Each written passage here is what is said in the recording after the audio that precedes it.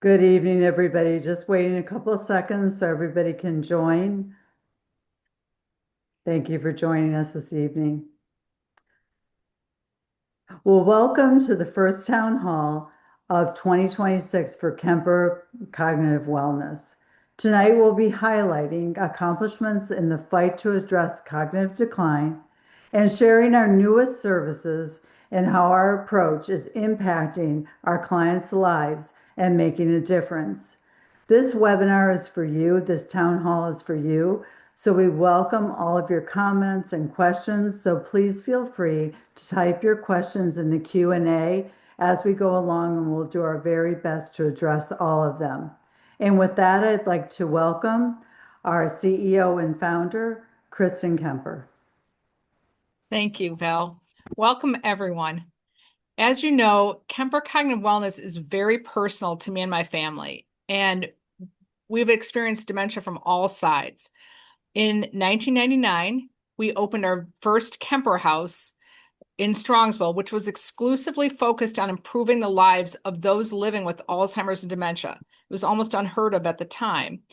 3 more Kemper houses followed, and now fast forward to 2018, when we launched Kemper Cognitive Wellness, which was based in part on what we wished had been available from my father and inspired in part by the work of Dr. Dale Bredesen. Well, we've grown a lot since then, and this year we accomplished something I never thought we would be able to do, and that was we completed our site's participation in the National Dementia Reversal Trial. And as you may have heard on our last webinar from January, Kemper Cognitive Wellness, led by Dr. Nate Bergman, was a top performing site for improving cognitive health. And I saw people with my own eyes, participants getting better. People ask me all the time, based on my experience, what should I do? What should I do about my loved one who has dementia? What should I do for myself so I don't get it? What should I do? Because I think I'm getting it. Or is there really something you can do about it? Is probably maybe even a growing question. Tonight, Dr. Bergman, Nikki, and Allison are going to talk about therapies we offer at Kemper Cognitive Wellness. If you only remember one thing from tonight's message, please think about this. There really is something you can do, and it's not just based on a pharmaceuticals medicine. We are the only clinic in Ohio whose primary focus is cognitive health and is solely dedicated to helping you wherever you are on your journey. We care for you as an individual, your health, your background, your story. That's exactly what personalized medicine at Kemper is all about. So now let me turn it over to Dr. Bergman and Nikki and Allison. Thank you, Kristen. Yeah, for sure. We are welcome, everyone. We're excited to share with you what's going on. Our annual town hall is really sort of like, I call it a stakeholders meeting, right? So I want to acknowledge that I'm speaking to our members and our patients, people that already know us and are been with us in some cases 6 or 7 years, the whole time we've been open. We're also speaking to people that may just be kind of checking us out. They heard about the randomized trial. They're new to Kemper, so we'll make sure to explain kind of it is like just to follow up on what Kristen's saying, what it is that we do. And then, frankly, there are people that work for us. There's a lot of our employees are here as well. And my hope is that every single person, including people that work for us, will hear something new and exciting. We're very proud of what we accomplished in 2025, and we're equally proud to share with you what we're going to be doing in 2026. These slides are not meant to be exhaustive. They're just sort of a glimpse. I also want to acknowledge consistently the support of Betty and Kristen Kemper, without whose support I would not be able to do what I do, and this is a privilege and an honor to do this work. I think our biggest accomplishment really of 2025, as Kristen mentioned, was completing the randomized trial. The randomized trial where we had really good results. Our team at Kemper Cognitive Wellness had really good results. And just for those that don't know, what we did in this clinical trial was we did a personalized, we call it a personalized precision medicine, where we customize aspects of every study participant's care. And we showed essentially, bottom line, we showed that there is an alternative to the current standard, and that you can, in some cases, really improve even with cognitive loss, even in the setting of cognitive impairment and even sometimes Alzheimer's disease. So I think just to kick us off in terms of what we mean more by personalizing all of this, we'll bring in Nikki Gould. She's our dietitian. She was a dietitian in the study. She's the main dietitian here for Kemper Cognitive Wellness. And she's going to kind of go into some of the highlights of nutrition, blood glucose, blood sugar, and even some of the things that we've learned with the tool called a continuous glucose monitor. I'll turn that over to Nikki. Dr. Thanks, Bergman, Dr. excuse me, Nikki, 1 second. We did have a question, Dr. Bergman, about the study. Someone was asking if they could get a copy of the results. Do you want to speak to that and what's happening? Yeah, I'll post I'll post a copy of where those results. We'll try to send those preprints. So the study hasn't been printed yet. It's a good. Thank you for the clarification. The study has not been published in peer review. The preprint results, so you can see the results, and then the work for the study team over the next several months is to get those published in peer review. So the study results in peer review are not ready yet, but the preprint results are available. And if you just Google Evanthea, you can find it. I'll try to find those while we're talking, unless Val, if somebody else can, or one of our other team members can post those to the chat. Nikki, I'll turn it over to you. Thank you. Yeah, it was such a privilege to be part of the study, not just to work with wonderful people, but also because it allowed me to have tighter reins on someone. I try to be a lot of bit flexible when I'm working with just a client because I have to be very aware of what their limitations are and, what they're able to do. And we were fortunate with the study that they provided a lot of things. So I had a lot closer contact with clients, and I was also able to monitor certain things that I don't always get to monitor. And one of the things I was able to look deeper at were blood sugar spikes. So whenever we eat a carb or a sugar, whether it's pasta, a cookie, a blueberry, those carbs break down into sugar. That sugar is in our blood. The goal is to get that sugar out of the blood into our cells. That's where it acts as fuel. That's where it really can be used. It's very dangerous to have these big spikes. They've been shown to negatively affect the brain, slower processing speed, foggy brain. It affects mood. People feel like these crashes. So a lot of the research that has been done on diabetics. So we know with diabetics, they have a bigger impairment with utilizing blood sugar. So that sugar is doing even more damage. However, recently, we're getting some more data thanks to this UK Biobank, which is this prospective study looking at over 350,000 participants. And it was quite a long time that they were following these people, ages 40 to 69. And what they were looking at was the consumption of total sugar. So this is basically all sugars except those from dairy, the naturally occurring sugars in dairy. And it conferred an increased dementia risk, particularly among women. It was kind of interesting how women were especially, we were more affected by sugars than even men. Another thing they were paying very close attention to were genetic biomarkers. And it showed that people with genes related to having higher blood sugar spikes after eating had a 69% bigger risk for developing Alzheimer's. So I have a feeling this kind of research is going to continue. I personally have seen from clients and have heard from families of clients that are a little bit further along, like, oh my gosh, my dad came home and he just couldn't remember anything. And then we talked about it. Oh my gosh, he stopped at the gas station and had a candy bar. There was a huge sugar spike that happened after that. So it's worth looking at, not just for people who are diabetic, certainly, and not even for people that have cognitive issues. This is something that all of us can be looking at. And thanks to these continuous glucose monitors, these are these little sensors, and you can see they're pretty small. When you have them on, you really don't even notice that they're there, but it's measuring the glucose levels in our fluid. So once it's on, it's taking a reading about every 5 minutes. That gives me a lot more insight than going to the doctors and getting a blood sugar fasting check one time, because there's a lot of other things that can happen. Many people will have a good fasting blood sugar in the morning, but what happens after they eat and how is your food impacting that? That's what a CGM helps us look at. These real-time updates, it connects to your phone. So you have an app on your phone.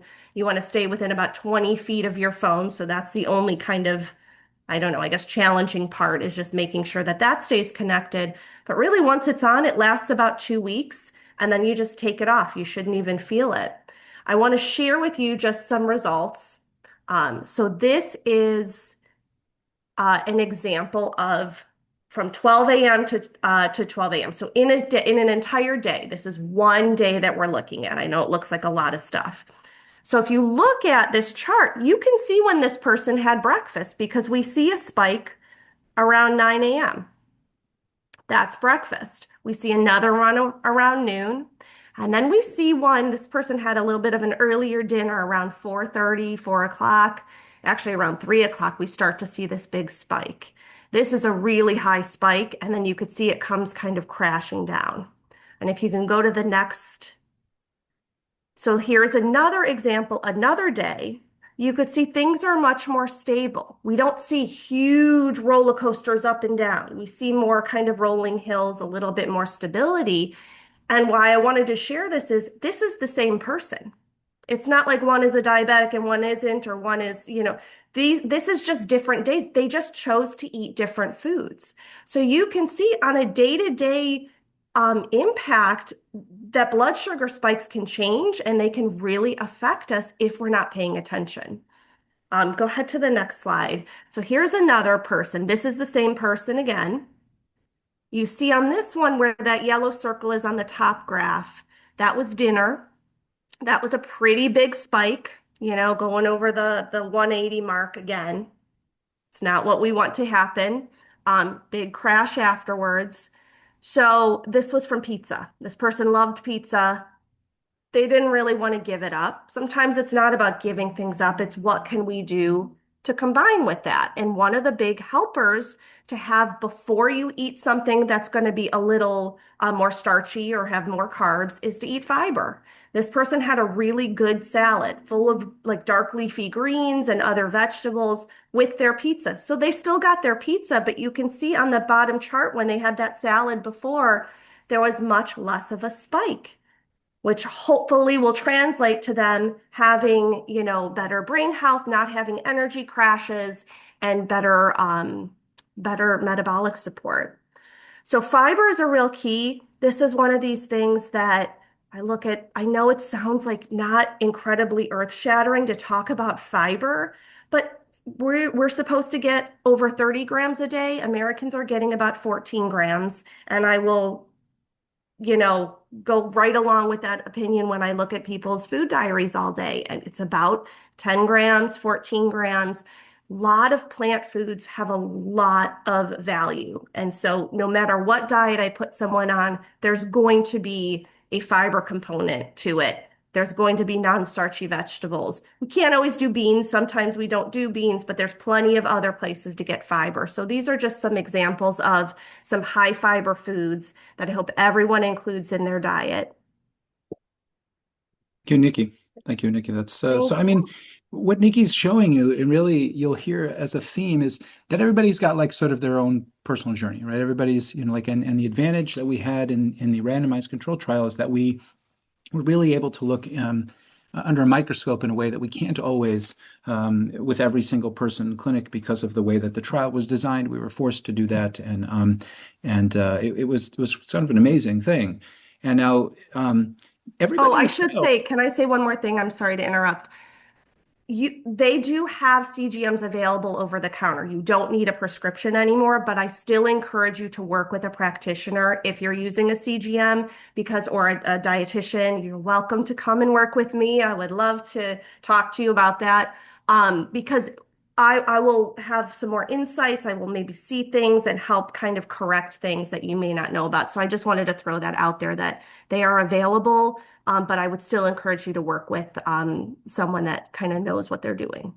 Yeah, Sorry. absolutely. So that's it's a perfect segue. So the idea is that people, when we don't see everybody responding like that to pizza or to salad or to so the variability in responses, there's some things that seem predictable, and then there's some things that I think consistently surprise us, and that's why we're really constantly looking to personalize this and make this more precise. And what we're really doing here is for people like that were in this randomized trial. These are people that had demonstrated a loss of cognitive function, right? None of them had full-blown Alzheimer's dementia. Many of them had mild cognitive impairment, but we could measure the fact that they had an inability. And so that's really a large part of what we do at Kemper Cognitive Wellness is cognitive reablement. And this is a relatively new term in the scientific literature, but what it is, bottom line, is it recognizes that the brain remains capable of change, of functional change, even when someone is at a mild cognitive impairment or even a dementia stage, right? It draws from the ideas of neuroplasticity and rehabilitation and really just brings us to sort of re-explain who it is that we serve at Kemper. We have patients that are 16, 17 years old, all the way through their mid and late 90s. Right? We see people for issues of mood, mind, and memory, but the majority of what we do is putting together specific personalized plans for people that are either at risk for cognitive loss, like Alzheimer's runs in their family and they're worried about it, and 35, 40, 45, 50, 55 years old, all the way through what you see here in the yellow, the orange, and the red, where people start to develop symptoms. And what Val and I, and a lot of the people that have been doing this for a while, have started to see in the last year or two is that while people used to just sort of wait until these levels, these kind of the stages where people had kind of moved into, had 4, 5, 6 years of symptoms of, slight memory issues, brain fog, trouble paying attention, especially when Alzheimer's or something like that ran in the family, but they kind of just ignored it or just swept it under the rug. They would wait until they were demented, right? Until they had a full-blown dementia. And of course, the definition of dementia is cognitive loss that gets so severe that people can't live independently anymore. They might be able to drive, might be able to handle a phone or their bills, etc. Certainly all the way through having trouble getting dressed, using the toilet on their own. So that's a full-blown dementia. We put together plans for everybody. We see at Kemper Cognitive Wellness and Kemper in general, we see all of these folks, and we try to put together plans that are helpful to all of these folks. And so we're excited. Again, we're excited to do this work. And if you find yourself anywhere on here, which is basically a human being with a brain, we're happy to see you. But a lot of what we're doing, just to sort of harken back, is this idea of cognitive reablement. And our signature program for cognitive reablement right now is called BrainFit. This is a program that I'm going to invite one of our lead trainees, Allison Connors, to talk a bit more about. And then Kristen will come back and kind of tell you what's going on company-wide at the Kemper houses as well. Allison? Thank you, Dr. Bergman. Well, some of you may already know that BrainFit is one of our most popular programs at Kemper Cognitive Wellness, and with good reason. So when clients come to us with concerns such as noticing they're forgetting things more often, becoming socially reclusive, finding it hard to make decisions or finish tasks, or maybe their loved one notices a change in their cognition, BrainFit is often recommended as part of their comprehensive plan for slowing down their cognitive decline. So, what is BrainFit and how is it different from something like Silver Sneakers? Well, BrainFit is a unique whole body fitness program that incorporates non invasive neurotechnologies to optimize brain function. It was developed to help improve and maintain cognitive abilities as we age, with the end goal being to live independently and live well for as long as possible.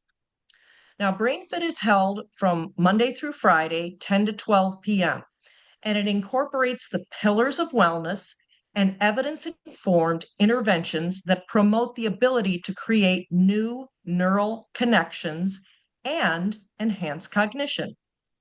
From 10 to 12, we include several exercise modalities, such as Zone 2 cardiovascular training, in which we track participants' heart rate through a specialized heart rate tracker. Now, these exercise sessions are designed to maximize brain health through a variety of physical and cognitive demands targeting attention, memory, processing speed, and executive function. Our participants range in age from 50 to 90 years old and have varying degrees of fitness and cognitive abilities. So personalized modifications can be made depending on the needs of the participant. But truly, BrainFit is for anyone wanting to improve their brain health. Now, during hour 2, participants enjoy stimulating cognitive exercises and regular social interaction. Our data suggests, and we hear from our participants, they are better off. Some of the comments we have received are, I'm acting more like my old self. I feel sharper. My mood and energy levels have improved, and I am more socially engaged. Now, in order to receive the maximum benefit from BrainFit, we strongly recommend consistent participation of 3 or more days a week. So if BrainFit sounds like a good fit for you, you can give our office a call to set up a tour. Now, during the tour, one of our BrainFit trainers will be on hand to answer your questions, and you'll get to experience firsthand what a typical class looks and feels like. And now I'm going to hand it back to Dr. Bergman. Yeah, and then Kristen, if Kristen Kemper is going to come back, just to tell you that we've incorporated the notion of reablement not just at Kemper Cognitive Wellness, but across all of the Kemper companies at the Kemper houses as well. Kristen's going to tell us a little bit about that. Yes, thanks, Nate. Actually, let me tell you that Dr. Bergman calls BrainFit the ambulance of dementia. If you think you're going down, if you do nothing else, do something and start with BrainFit. But based on the experience we had with my dad, which was he would go out and work on his boat, and he would get all sweaty, and he was just like, I feel better. I feel like I'm getting better. And he would do a brain training exercise, and he would come back and say, I feel like I really did well today. I answered more questions than I usually have. And those things led us to start the BrainFit program. And now we have taken reablement to the Kemper houses. And we know that many of our residents can learn even after they move in and are in the later stages of Alzheimer's or dementia.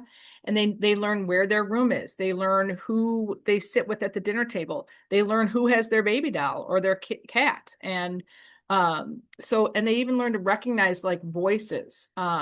So last year we started to roll it out at Kemper House Highland Heights while we were completing some construction and updates at Kemper House Strongsville. Now it's at both houses, and it's particularly helpful. We have a fairly big active adult day program. And so when they can participate in reablement, it keeps them at home longer. And that's very important to us. I know it may sound counterintuitive, but we don't want anyone to move in until they are ready to move in.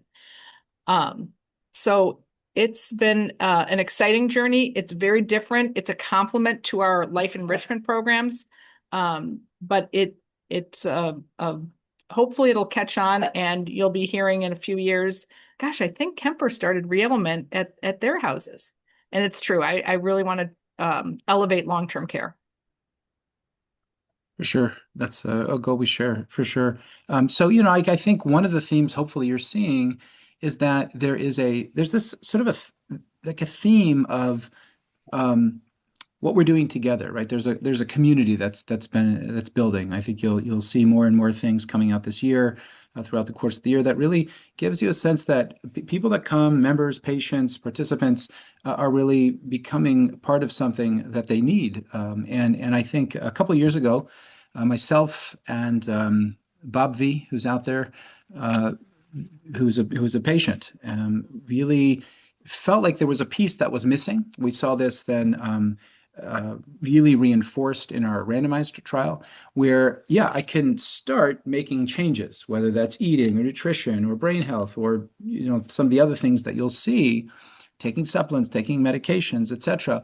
But it's hard to keep up with it, right? Like there's sort of this unmet need of how do I kind of keep my personal vibe high enough to continue to do this work. And so we started at the end of last year, we did our first short cohort of Brain Masters.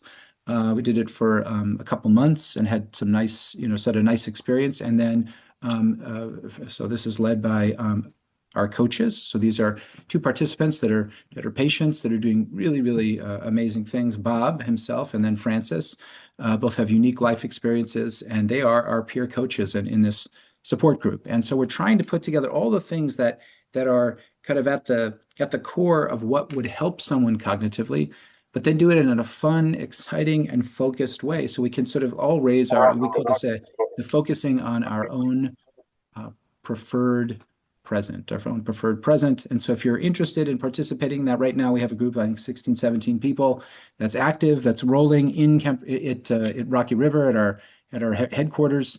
But if it is something that you're interested in, please let our office know, and we're thinking about maybe offering that virtually in the future. As Brain Masters. So again, the idea of community is really at the center of the theme of this reablement concept. And so as we look to further thread the notion of reablement in all of our programs, so that's the clinic that I run, that's the Brain Masters, that's the Brain Fit program that you heard about from Allison, right? So we're focusing on building a sense of community, because it turns out when you do things, I think this will be no surprise to anybody here, but there's science that would suggest that when you do something with others, especially in a supported environment, it helps your brain, it helps cognition, right?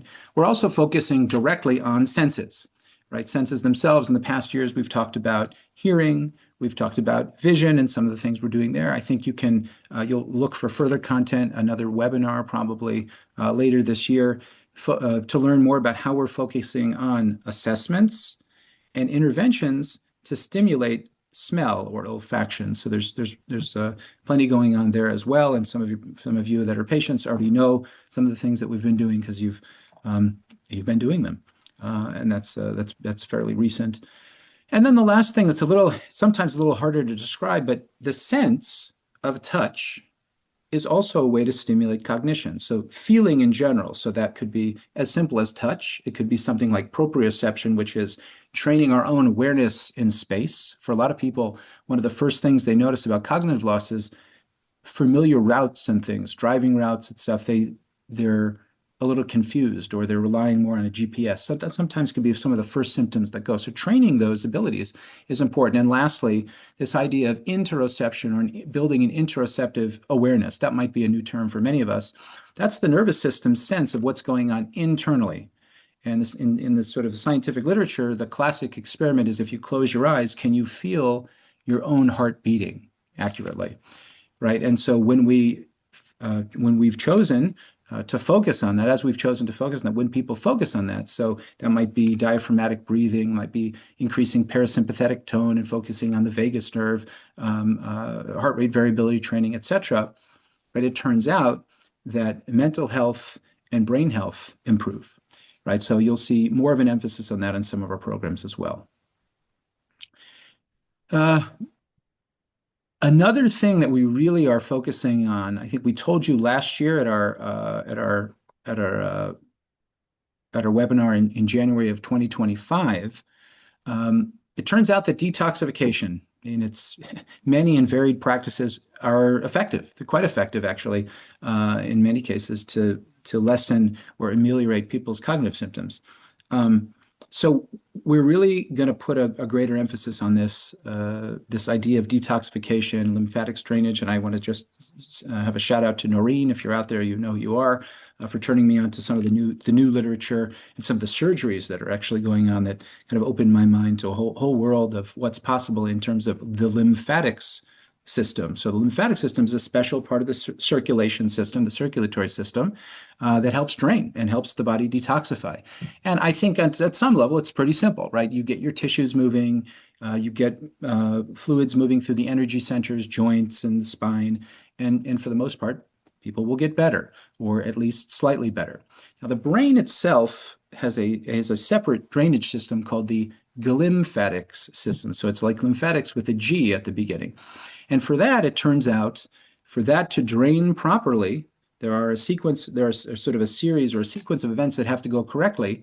And the most important piece of that is good sleep. And I know a lot of people out there struggle with sleep. And in general, as we become, 60, 65 plus, sleep is difficult. So we're looking for all kinds of things that might interrupt sleep to improve sleep so that the drainage, especially of the lymphatic system, improves. Beyond sleep, though, we want to incorporate in our programs, both in our clinic and in BrainFit and some of our other programs, we are trying to incorporate more of this kind of either technology, or in some cases, it's just things that we can do for ourselves. So things like vibration, things like pulsed electromagnetic field therapy. These can be mats. These can be, these can come in sort of multiple forms. But we're trying to match what we see in the literature with sort of the fundamental issues that our patients see, which is, of course, cognitive loss, and find the frequencies, the vibratory frequencies, and the sort of the forms of compression that matter. I just got word at the end of last week that we'll have the ability to train our health coaches and some of our BrainFit trainers on actually how to do this in person with people. So people that are coming to BrainFit, and some of our patients out there that see our health coaches just virtually or in person, we'll have a sort of an additional skill set here of how to move lymphatics and how to increase and augment your own form of detoxification, because it turns out it's hugely important. So that's something that I'm personally very, very excited. There's a whole new literature from China on using surgeries for lymphatic system, looking at Alzheimer's disease. This is all something that's this is relatively new to me, in addition to the things that we thought we already knew about detoxification.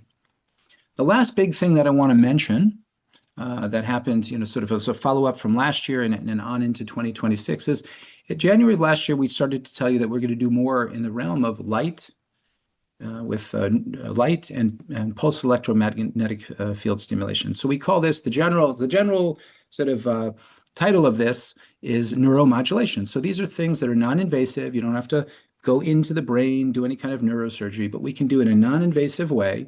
Most people come to our office to have this done to them. It takes about 30 minutes to 60 minutes, a session, and most people are coming a few times a week, and they can either receive light, PEMF, or electrical current, for which there's more and more growing. Somebody just passed me an article from JAMA Neurology from last month that electrical current is helpful now even more and more in Alzheimer's, which we've known for several years, but there was another article. And so we combine these technologies, and what we've seen so far, this is the 2025 data, is that about 4 out of 5 people that come in show some signs of improvement, some small and some great.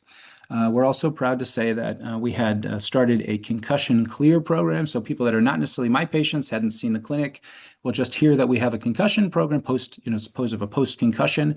People will come in. We're seeing people go back to work faster in some cases, certainly reduce symptoms very significantly. So that's something we're excited about and wanted to let you know about. So if you know somebody had a concussion, certainly for somebody that has an issue with cognition, we're doing these things in a rolling manner, and most people are seeing improvements.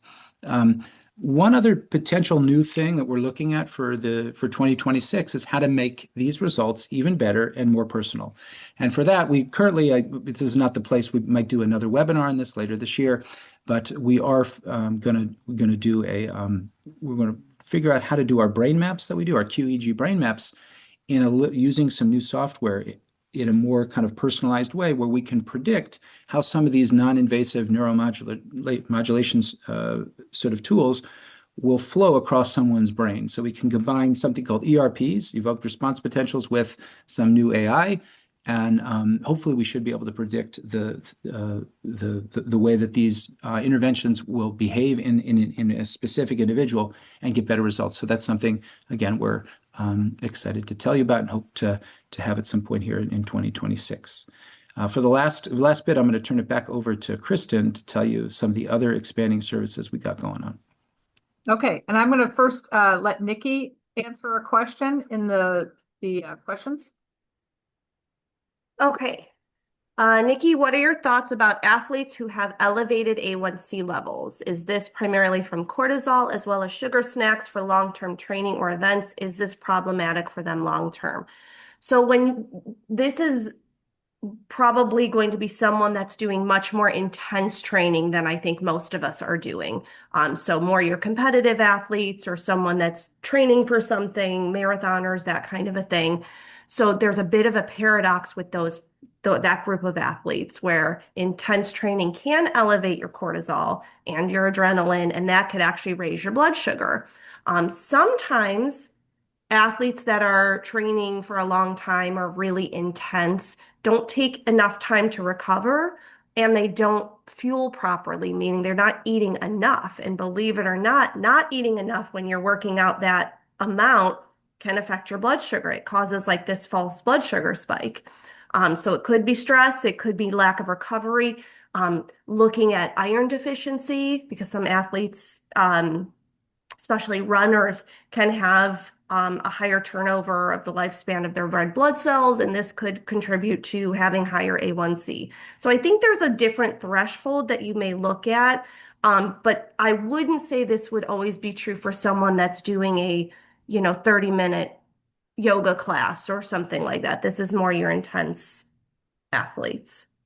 So I would encourage maybe a continuous glucose monitor, maybe looking at some of those other things, kind of ruling out that it's not something else, and to see if that wouldn't bring it down. Okay. And then also James asks, we're in Western Ohio. Do you have programs that we can follow up on remotely? We don't think we have MCI early stages. For that, I would just call Valerie, James. I would just call Valerie Hurst. You can call our office. You'll see the contact info, and Val will set you straight. If there's something we can help you with, she'll let you know. If there's not, she'll let you know that too.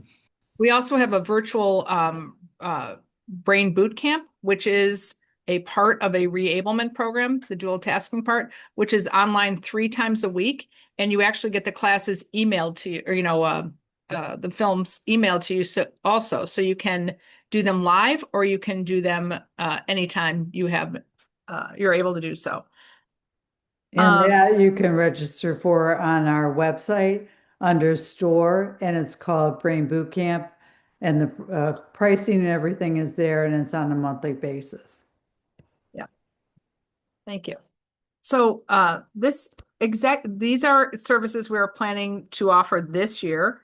Roll out again our executive physicals. We offered them pre-COVID, but it's a very unique. This is not your big box hospital executive physical that focuses on heart, maybe a little brain, gut, your hips, your knees, your circulatory system. This is a much deeper dive.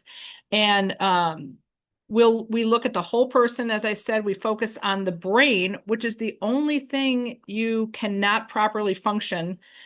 You cannot function without, and we don't spend a lot of time on that. You get a colonoscopy, you get, a heart scan, you get all these things, but we don't really spend a lot of time on the brain.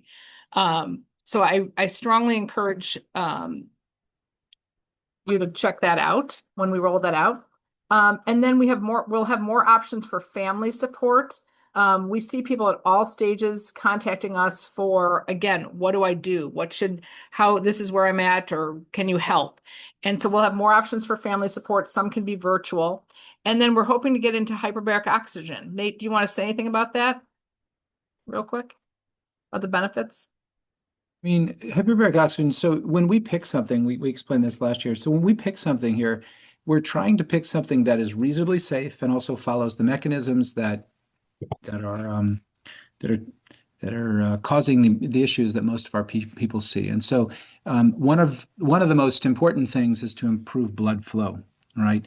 And hyperbaric oxygen appears that it improves blood flow. It probably improves energy, and it probably you giving oxygenated various levels or various intensities of oxygenated blood not only improves blood flow, but also delivers a nutrient that in many cases actually helps the brain perform better. Now, the question is, how many do you have to do, and how often do you have to do it, and what intake? So there's a lot of details that seem to be matter, but a big picture, it's going to hopefully improve circulation, blood flow, and you'll see a cognitive boost. Treasurer Bergman, there was also a question about sound therapy. Yeah, I answered that one. Thank you. Okay. Okay. And then, so some of you may be saying, like, how do I get involved? What's the best way to start? How do I even find out what services we have available? And we do have information on our website. We are a very like mission-driven company. So we want to help you. We want to even help you save money with something like a micronutrient test, which can tell you which supplements to take. And we tend to take supplements that are the highest trend or what we think we need. Or if you're like my husband, you take the vitamins you were given 5 years ago and you take them every day because that's your routine. But how do you know if that's even helping or hurting or if that's what you need? So please check us out. And this is a really unique offering. You want to talk about this, Val? Sure. You can actually connect personally with Dr. Bergman. We offer select times on Fridays for a brief meeting with Dr. Bergman and myself to find out if you are right for us. We often have many people that don't know if what we do is actually going to help them or if it's the right fit. So we offer that opportunity from 2 to 2:15. And from 2:15 to 2:30, you can contact me to set that time up. But we do it every Friday unless something else comes up. You can scan the QR code on the screen for some additional information. Okay, Great. thank you, Val. So just to answer a couple, so we do take questions. I do appreciate your time, and we're always happy to let everybody out early, so to speak. But there's a couple of other questions here. The first one is, do you offer exercise with oxygen? Right now, we do not. And then, would hyperbaric oxygen help? Jason asks, would hyperbaric oxygen help my eyesight? Jason, let's talk offline. I don't like people don't know who you are. You're a famous guy. If people want to Google Jason Berger and his story, it's an amazing story. He's been a friend to our clinic for quite a while. And then there's something in the chat from Daniel Ness asking about, surveying facilities and how they handle dementia. I would say you can survey them with your wallet, actually. There's a lot of people that, uh, can help with that as well. But we would like to see programs like this in other facilities. I don't know that we would franchise, but we can definitely license our product or help people. In fact, I'm going down next week to talk to a retirement community in Florida to, help them get reablement going or just some preventative measures for their residents. So if no other questions, thank you all for joining us tonight, and please contact us if you have any further questions. Yes, cool. Thank you. Look forward to talking to you. Thank you. Good night.